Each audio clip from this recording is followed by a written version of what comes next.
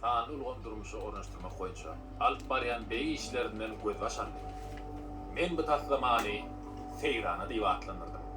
Bu programma Emil Aň kömegi bilen dünýäniň islenlik künjeginiň gelecekdäki ösüşini, şo döwletiň ykdysady we meden ösüşini gözlemde tutup, bir näçe sekundlaryň içinde suratlandyryp berýär.